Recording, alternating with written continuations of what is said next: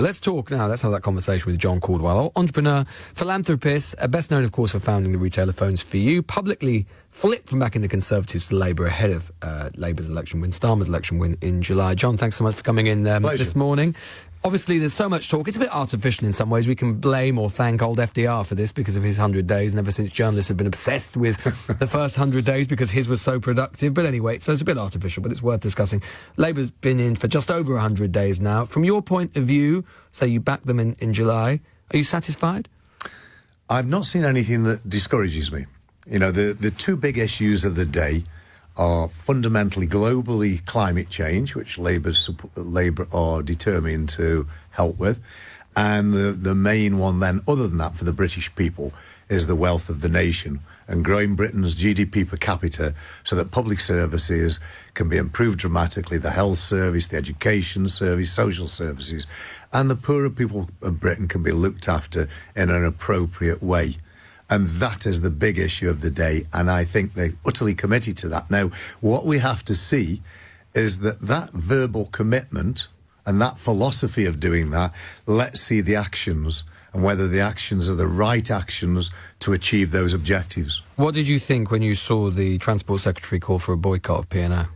I was horrified, to be honest. Really? Yeah, because I am very much a humanitarian. If P&O have been operating in a way that is utterly inappropriate in a Western civilized society, then I would agree that they need to alter their actions, but you don't do that by condemning the geese that lay the golden eggs. What you've got to do is have... You mean the holding company overall? Yeah, you're going to have those conversations in private and persuade and push them to do the right thing. And if they don't do the right thing, then maybe boycotting eventually comes in. But I don't agree with trying to damage a company's reputation unless those steps have been taken. Well, I mean, they damaged it pretty comprehensively themselves in terms of how they acted in how they did in the final. Yes, they did, and I hope that they're putting those things right. And if they're not, it would eventually probably be realistic and reasonable for a government to condemn them. But I think it should be done behind closed doors first of all. What do you make of this suggestion? I mean, it basically came from Prime Minister's questions this week. I was asking the Business Secretary about it a little earlier. It seems that, quite likely now, that the Chancellor is at the very least thinking about increasing employer national insurance contributions. And the Labour Party is saying that when they said that they wouldn't increase taxes on working people, they meant employee national insurance contributions. Yeah. What do you think about that idea, increasing employer NI? Do you know, I'm not answering your question very well, because I'm going to say I'm not about rearranging the deck chairs on the Titanic. I'm interested in stopping the Titanic sinking. And what we need to do is get the overall infrastructure of Britain's taxation and incentive system right. Whether we tweak a little bit with a bit of national insurance, which of course will be a little bit painful for some businesses, not for others really, but I don't think that's the issue of the day.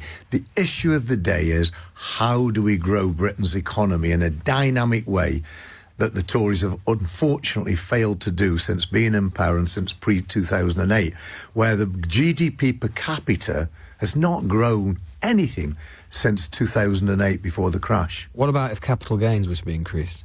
Would that be a problem? It's the same answer to that question. I don't think increasing capital gains tax in certain targeted ways is a negative thing. But what I'm promoting significantly is the attraction of inward investment. But does that make investment more attractive if you're going to have your... No, it doesn't. But let's once again get back to the macro picture.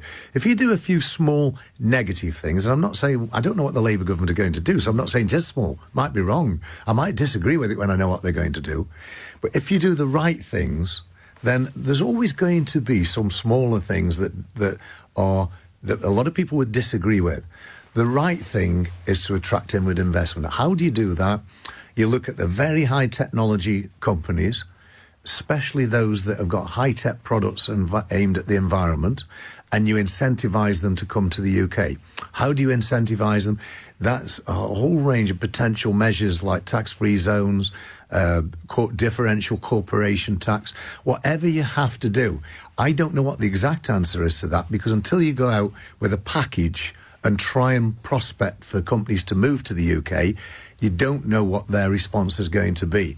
But I would definitely have a differential corporation tax for those businesses that are in that entrepreneurial environmental space to encourage that for two reasons. One, to make Britain strong and great, and the other to help save the environment and have an exportable product, both in terms of technology and in terms of the actual products themselves. What did you make of the government's workers' rights package this week?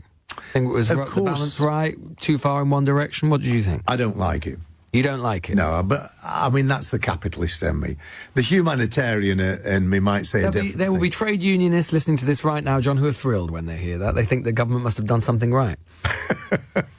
Well, that's okay. That's fine. I mean, we've all got a viewpoint, you know, and I know the trade unionists will have me down as a capitalist. Well, I am a capitalist, but I'm a capitalist with a humanitarian heart, and I want the right things to be done. Which bit didn't you like? What didn't you like about it?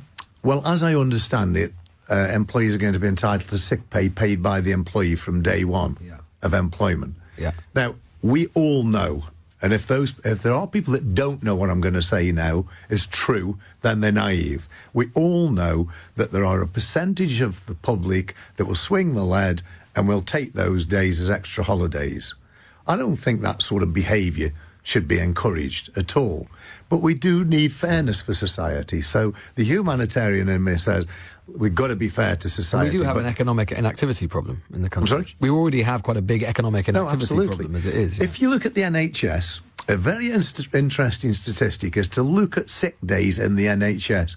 It's massively above corporate enterprise. Massively. The average NHS worker takes way more sick days than people in private enterprise. And if you look at private enterprise, the average employee takes way more sick days than my average employee. And why is that? It's because we manage the situation, we provide a good salary, provide a exciting environment and solid management practices. And if you do all of those things, you end up with a workforce that are conscientious and want to do the best for you. So I understand you spend quite a bit of time in Monaco, John, and you've been there this week. I mean, would you ever consider, I mean, depending on what the package Labour unveil in terms of the budget, and there's been, obviously, we know about the plans on non-doms and so on, would you consider sort of moving your wealth abroad? It's a good question, and the answer is a little bit complicated, but I need to do justice to the answer, so bear with me. I mean, first of all, Monaco is really important to me because my partner comes from there and she loves it. Secondly, we have a lot of charity events there. I mean, all of last week I spent there on charity events, including a gala dinner which raised 1.8 million and dinners for people who we're trying to get to join the Life Changers Circle. So it's a big centre for me for philanthropy purposes. It's also very important to me for cycling because I love the cycling there. Right. Now to answer your question. Yes. It's good to know that the cycling's good there, though, John. It's phenomenal. It's phenomenal. If anybody wants to cycle, Monaco's the base. Yeah. But I would not move for taxation purposes at all. I love the UK. I'm patriotic, and I believe I have to pay my fair share of tax to help the poorer citizens of the country. And, you know, I've donated 70% of my wealth to charity during or after my lifetime. So why am I going to move to avoid tax? Do you think some people will? Is it something, I mean, there are all these rumours, you read the Financial Times, others, there's already this talk about sort of some capital flight. I don't know how real that is or whether these things often sort of scaremongering. Do you think is that a conversation you must talk to people? I do. Yeah. It's real, but you've got to take it into balance. It is real. People are worried about the non-dom status. And I think Labour government have to look at what they do about the non-dom status. Doesn't mean they scrap what's already been legislated, but it means they need to look at it and refine it. But it's all about attracting inward investment for high-tech spaces. And people love the UK. Only the other day I was with some friends who are moving back from Monaco. They're moving back from Monaco. Why? Even though, despite the cycling? Well, they don't cycle. Oh, well, there we go. Otherwise, probably they wouldn't. Right. They're moving back for the culture, for the architecture, for the environment, for the education system, which at university they think is the very, very best, and just for the whole quality of life of being part of Britain. So just finally, John, how long are you giving Labour? in terms of the Well, run-in period? it's not about how long. It's about the actions that they take and whether on the micro actions I can suffer some things that I disagree with. That doesn't matter. It's the macro things that matter. And if they start getting any of those macro things wrong, they won't have much time at all. Very briefly, what's one thing Reeves should not do in the budget?